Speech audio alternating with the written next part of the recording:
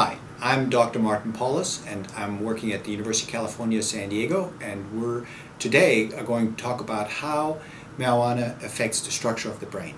So let me first start by saying, what do we mean when we say the structure of the brain? When we examine the structure of the brain, we basically looking at two parts of the brain. One is called the gray matter, the other one is called the white matter.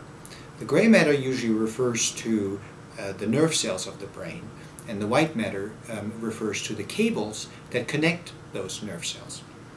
So we can basically ask the question, does marijuana use affect the gray or the white matter of the brain? So what do we know?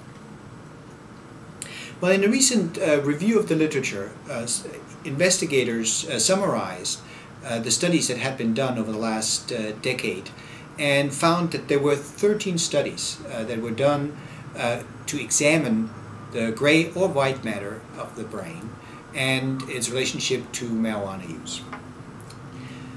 Now, interestingly enough, surprisingly, there were no overall differences in the brain structure between those individuals who used marijuana and those individuals who did not use marijuana.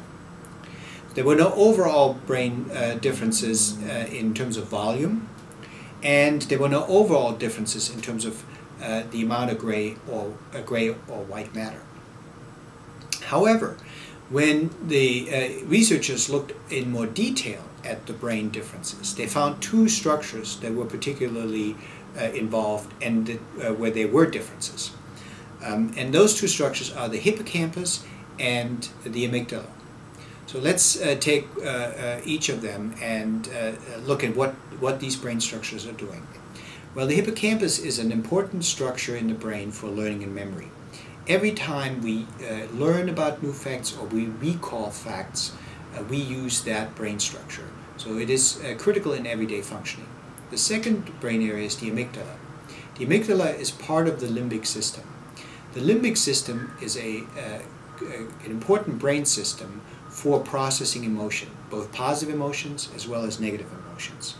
So, in some sense, one could argue that marijuana affects both learning and memory as well as emotion processing.